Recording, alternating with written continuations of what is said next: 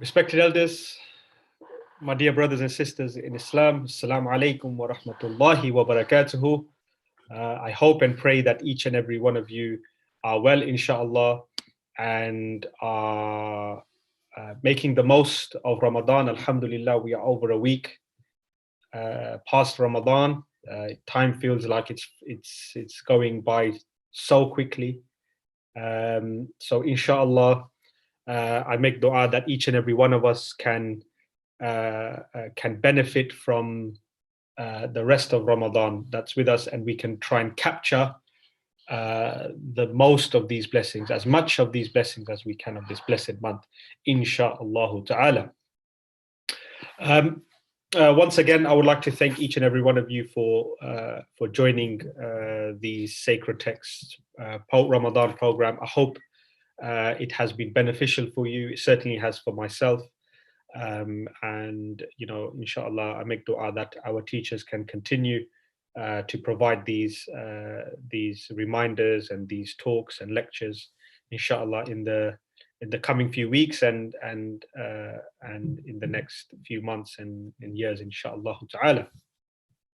So for those who joined last week, inshallah, we were talking about how best we can take Ramadan, its blessings, its barakah, what it brings, and how we can make the most of this month, and how we can use this month as a way to make our normal life, our day-to-day life, better. How we can do this with our family, we talked about in particular last week. And we said that what Ramadan does, one of the subtle benefits of Ramadan is that it creates a framework for the family and for the larger community as a whole. We wake up together. And this is not the case during the year, but during Ramadan, Muslims wake up together. We break the fast together. We frequent the masjid more than other months together. We read the Taraweeh together, and we have the Eid namaz as well on the day of Eid. So throughout the month, Ramadan forces us, creates this framework where people can come together. And this gives us a great opportunity for us to sync with each other's lives, the lives of our loved ones, to reconnect and to ultimately share our experiences together. We also discussed that this is a great time, Ramadan is a great time for children to bond with their religion. And it is up to us as parents to be as proactive as we can during the month of Ramadan, to make this month a truly special time for our children, where they become excited and where they build these long-lasting memories of Ramadan. So it's important that Ramadan is a time where children start to learn about the religion and start to build these connections with the religion. And Ramadan is a perfect time for this. We also touched on those people who cannot fast during this month. And we said that Ramadan is ultimately a month of inclusion. It's a month for everyone. It's a shared experience that we have as an ummah. And we have, out of the many billions of Muslims in this world, there are of course going to be many that cannot fast. But Ramadan is not just about not eating and drinking. We must be sensitive to each other's needs, and we must make sure that we are as inclusive as possible. And for those who cannot fast, there are plenty of things you can take from Ramadan, and to make this month a month where we, as our teacher said, a month where we try and do better, where each day comes, we try and better ourselves. If we feel that we were short on something one day, we renew our intention. As much as we start our fast again, we start a new day again. So inshallah, in this light, I want to now focus on my next topic today, and that is productivity as a general theme.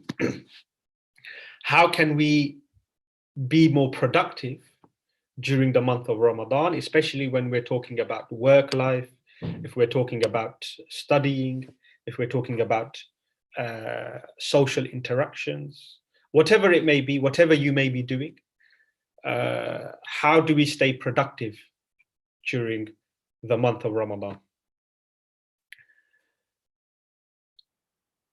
Many people have these questions. You know, how do we stay focused during our day-to-day when you're busy working, or you have exams, or you have something that's keeping you busy and keeping you stressed? How do you stay focused without food or drink? How do you keep your productivity levels high? I mean, a lot of us have deadlines. A lot of us have essay deadlines or exams or whatever it may be, things that are time sensitive. And how do you ensure that you remain productive, especially when you are fasting? How do you try and keep patient, keep calm during stressful periods?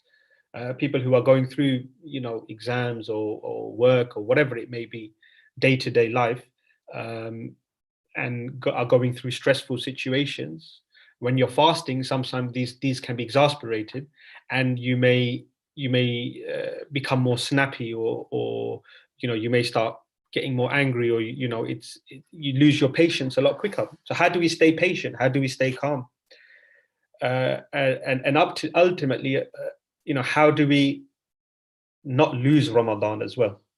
When you're so busy and you're so engrossed in your day-to-day life, there is a balancing act.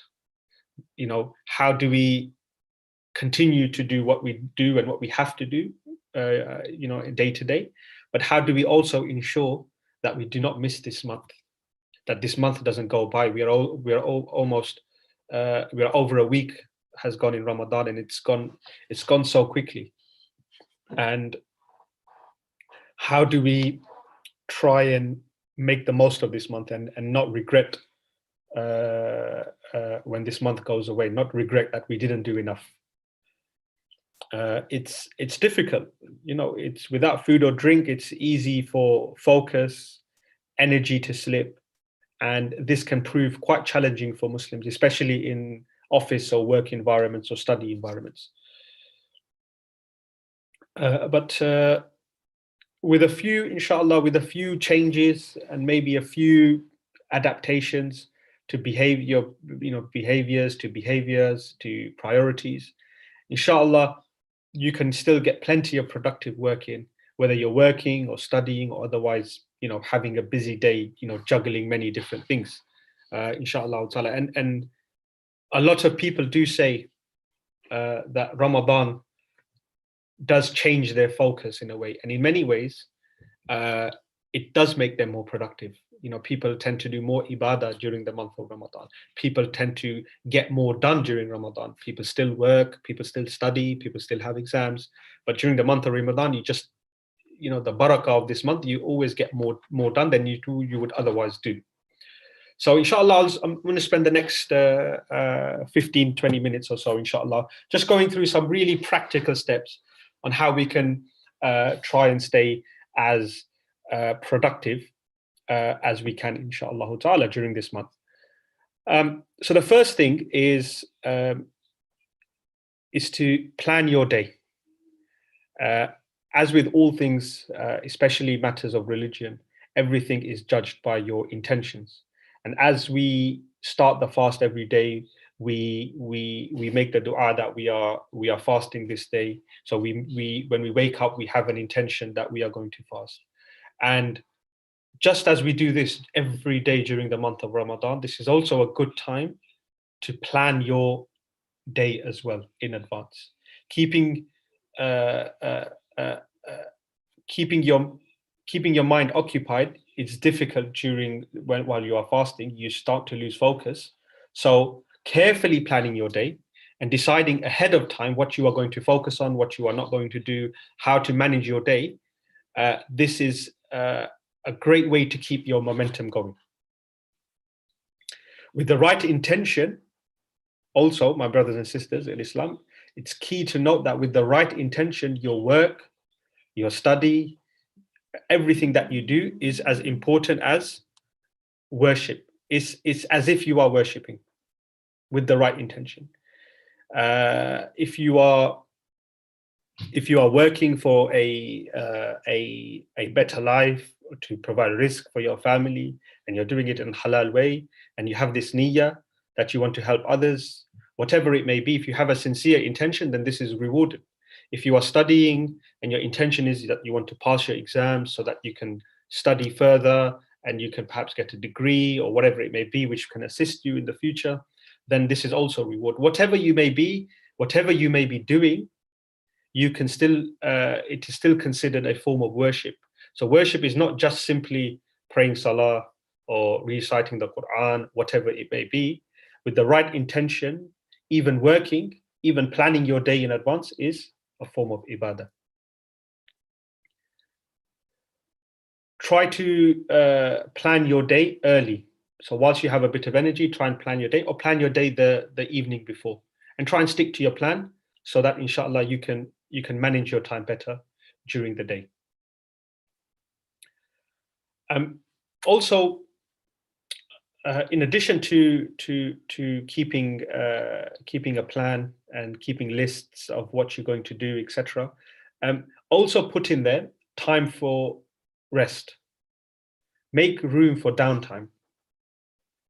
The afternoon, early evening, when you come home from work, or when it's later on in the day, it can be the toughest time for work during Ramadan, for focus. So don't be afraid. If you feel like you have to have a small nap, then have a small nap to regain your energy. If you want to go for a walk, go for a walk, get some fresh air, do whatever suits you, but do give yourself some time to relax. Your body is going through the day without food and drink, without nutrients, etc. And we shouldn't neglect downtime, for whatever it may be, 10-15 minutes or whatever it may be. So keep that in mind, inshallah ta'ala. And downtime is not, it can be done in many ways. And a lot of us who are working, for example, have an hour lunch break. Make the most of this lunch break. Don't just sit in your desk and continue working.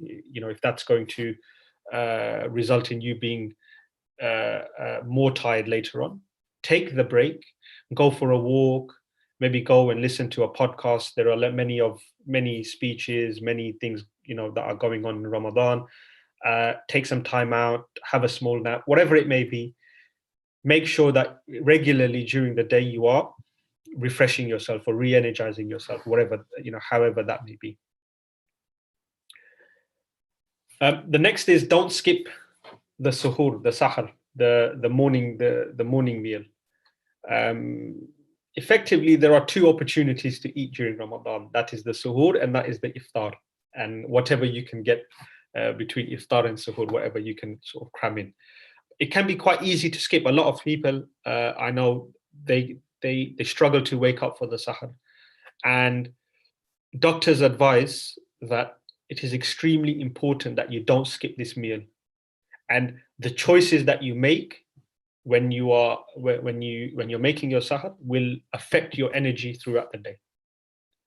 So be aware that whatever you eat in sahar will affect you during the day. So don't eat foods that are going to make you more thirsty, or are going to make you that are going to don't have enough whole grains in there, or whatever it may be. Try and eat as healthy as possible, things that are slow burning energy, and that'll keep you going throughout the day. And most importantly, don't skip this meal. Try your best to wake up for the sahar prayer, for the sahar, and try and eat something that is going to keep you going for the day. And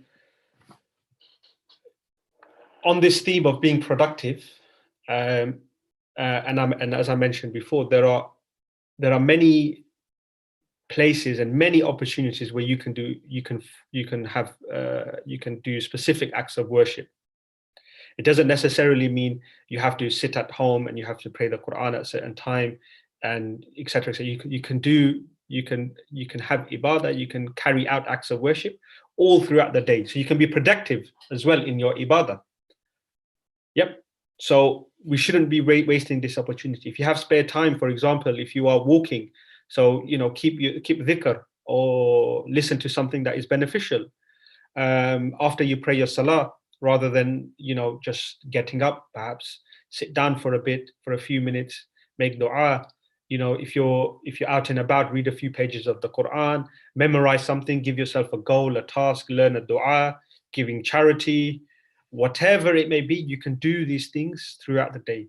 If you are feeling like you can't focus, rather than continuing in this and being ineffective, maybe stop and think of something that you can do. Maybe read a verse of Quran, maybe listen to a verse of Quran, maybe listen to some, whatever it may be. There's plenty of time during the day where you can carry out acts of worship, and this should hopefully make you feel less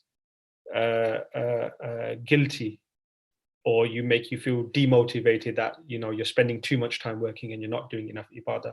You can do plenty of little things during the day to make up for any time that you spend that you have to spend working or studying, inshallah ta'ala. And it goes without saying, don't feel discouraged if you can't devote yourself to as much ibadah as you would want to do during Ramadan. As I said before, if you set out to study with the right intentions, you will be rewarded.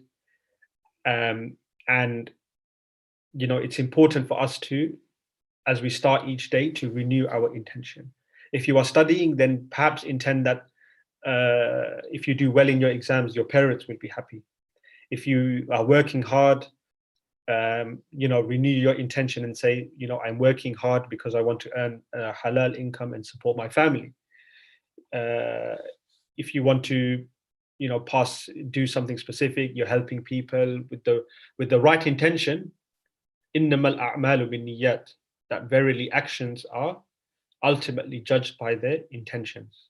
And if you intend that your work, your study, what you do in your day-to-day life is ultimately something that is going to benefit you, your family, and get you ultimately closer to Allah subhanahu wa ta'ala, then this will also be considered reward. And it's not something, and therefore you shouldn't feel discouraged. If you have correct intention, then you will be rewarded, inshallah ta'ala, as if you were sitting down without anything to do and just praying. The reward is not just one way, and it's all ultimately based on your intention. So don't feel discouraged for those who have long shifts, or who are working long hours, who feel like they can't do enough, or they're struggling. Don't feel discouraged. Whatever you're doing during this month, try and make the most of this month. This month has barakah for everyone and blessings for everyone, no matter what you do, no matter what walk of life you are, and where you started, and wherever whoever you may be, wherever you may be in your life, whatever you may be doing, as long as you have the correct intentions, inshallah ta'ala, there is plenty of reward to be gained during this month of Ramadan. And this brings me to another important point. Always make dua. Always make dua and have trust in Allah subhanahu wa ta'ala. There is no better time than this month when people's du'as are accepted, that you ask Allah, constantly ask Allah subhanahu wa ta'ala, whatever you may be going through. If you want to be more productive, if you want to do well during your exams, if you want to get a particular job, if you're struggling, if you have health issues, whatever it may be, ask Allah subhanahu wa ta'ala. Every time you sit down, you pray your salah, make dua, make dua, make dua. For those who are studying, very easy dua. Allahumma rabbi zidni ilma. Oh Allah, increase me in my knowledge. Very easy dua. Very easy dua, but this simple dua, as long as you keep repeating, inshallah, during this month, your duas will be accepted. And I pray that Allah subhanahu wa ta'ala make this a beneficial Ramadan for each and every one of us, a more productive Ramadan for each and every one of us. And may Allah subhanahu wa ta'ala grant us success in this world and in the next, inshallah ta'ala. Now, Just moving on slightly on this idea of productivity. This is also a time where, during our work life, our college life, or school life, we're faced with a lot of social interactions as well during this month, as we are normally. And a few things. Try and better yourself as much as you can in your social interactions. So if you are trading, if you are in business, um, Ramadan is not just about refraining from food and drink between sunset and sunrise. It's a time where Muslims can do better and become better versions of themselves. And ultimately, how we conduct ourselves is a real indication of what principles we hold dear. So there's little point in fasting when all day you are there, cheating people, or carrying out bad business practice, or doing things that are wrong or that are displeasing. It's contradictory. There's Ramadan is about a time where we renew our intentions, and we must also ensure that it's not just about refraining from food and drink, but it's also refraining from our bad habits, our bad characteristics. And we should make an intention that, however small it may be, but to try and improve every day. Have patience with others is another important thing. It's very easy, especially in Ramadan, when you are low on energy, to snap or get angry or shout or whatever it may be. But this is a time where we should show patience. Inna Allaha ma'as sabirin, that verily God is with those who are patient. And we should make a proactive effort to be patient. Everyone knows, or often is the case, before people get angry, there is that moment before where you can try and control yourself. And if Ramadan is constantly on your mind, if God is constantly on your mind, if you are constantly aware of the situation that you are in, then inshallah you can make this proactive effort to try and increase your patience during this month. Fasting is ultimately, it's not an excuse for bad behavior or inappropriate behavior. And this idea of proactivity, being proactive, having Ramadan in your mind all the time, is leading me to my final point, which is this idea of muhasaba, this idea of being self-critical with yourself during the day. If you want to be productive as much as you can, you should always be thinking about your actions and being critical all throughout the day. Yep. Muhasaba comes from the word hisab, to take yourself to account. Yep. And we should use this idea of being constantly aware of this blessed month and what it brings and the rank of this month. We should use this idea when you are with your colleagues, when you are with your friends, when you are alone, when you feel tired, when you feel stressed, angry, whatever it may be.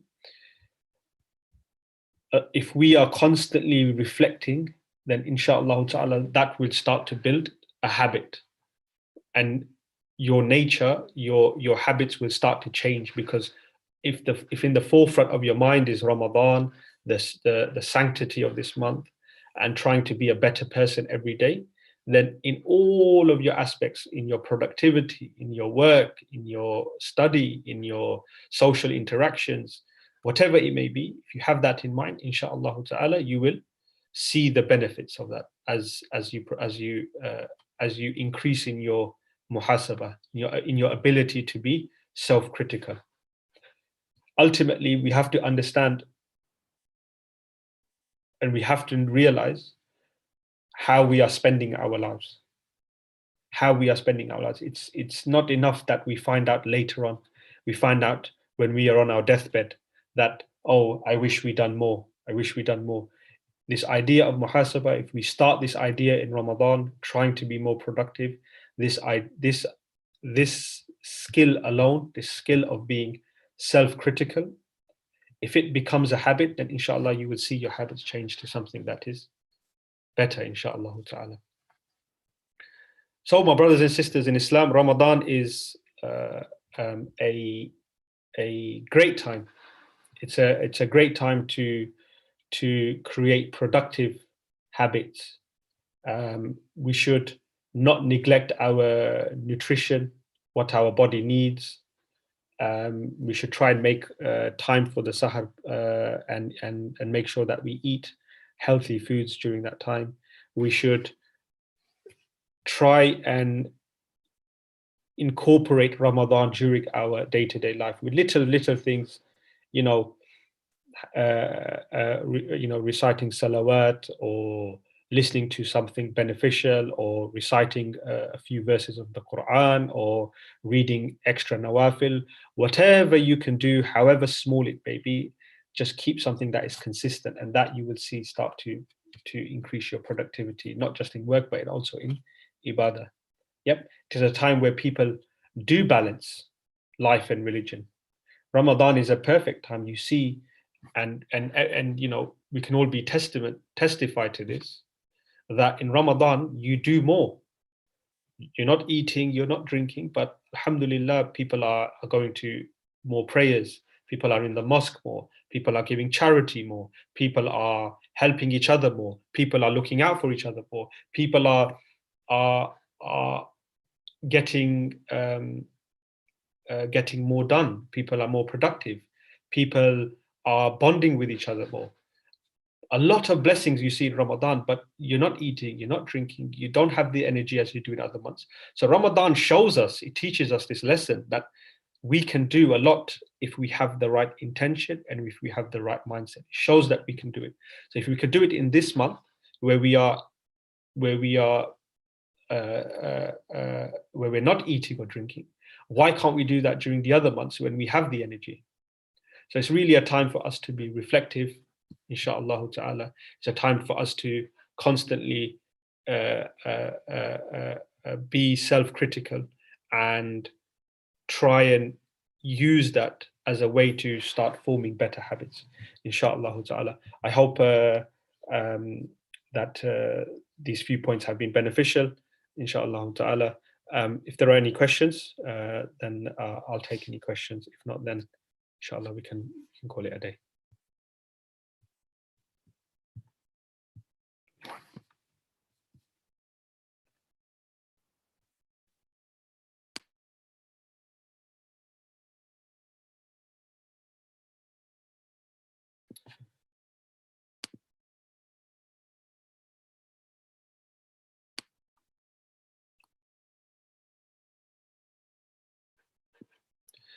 Probably everyone's a little bit tired. It's we still have about more than an hour to go. So inshallah. Inna Allaha ma'as sabirin.